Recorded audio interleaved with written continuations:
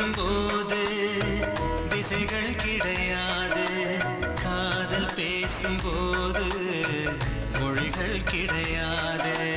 பேசும் வார்த்தை போல மௌனம் புரியாது. கண்கள் பேசும் வார்த்தை கடவுள் அறியாது.